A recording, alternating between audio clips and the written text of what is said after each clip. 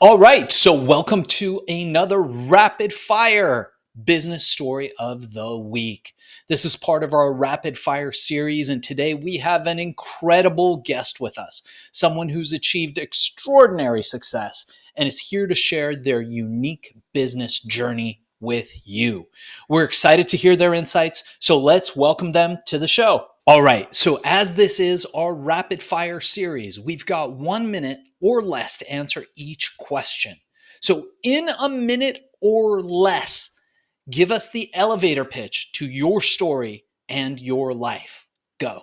It is my goal to empower 1 million women to learn women's self-defense because I believe that by changing the way that we approach personal safety from just looking at self-defense as a physical reaction to an attack to an overall concept of personal safety using things like situational awareness, your language, tone, and posture, and learning how to recognize in ourselves and trust our gut is how we keep women safe and we keep everyone safe throughout the world. So that's fascinating, and I would love to dig a little bit deeper. So tell us a bit more about what you're working on today that you're most passionate about and believe will have the biggest impact. Well, as a lifelong martial artist, I am combining my martial arts background along with my ability to create things like courses and programs in order to help women learn how to do things like recognize red flags within relationships,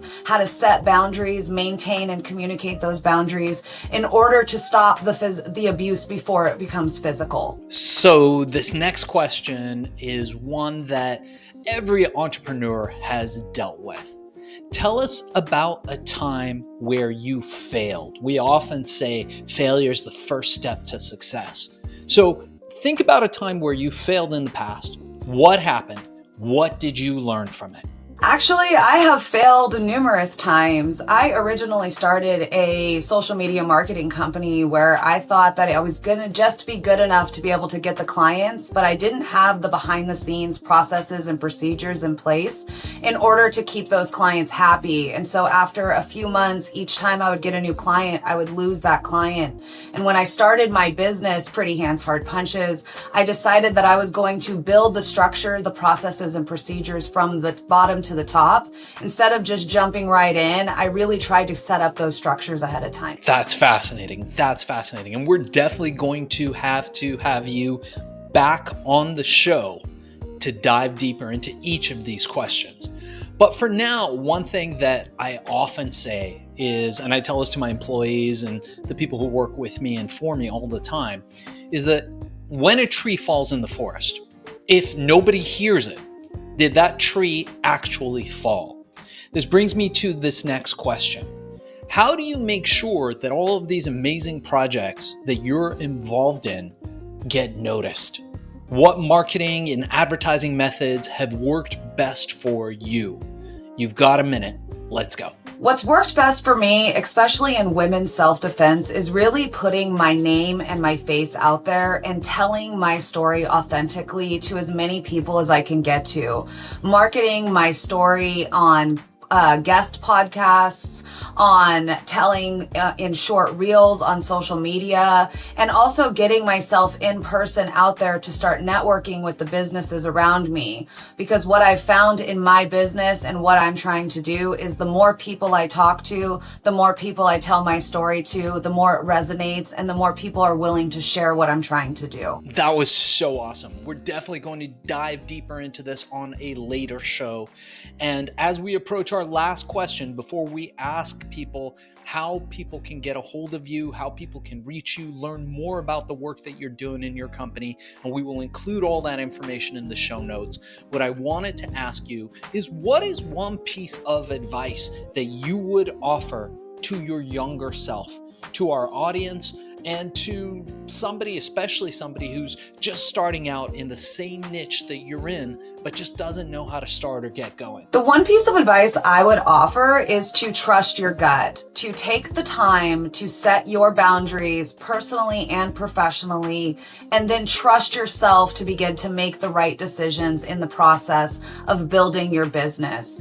Being someone that could physically defend myself but didn't have the capability to defend or protect my mental or emotional space, what I've found is that creating boundaries is going to be a better type of self-defense than ever learning how to do some ninja kicks or punches. So my one piece of advice is to set boundaries and get very comfortable with saying no. Amazing stuff. We're going to have to thank our guest today for being a guest on Business Story of the Week. And before we cut out on this episode, I wanted to ask you, how can people get a hold of you? How can people learn more about what you're doing? And how do people engage with you?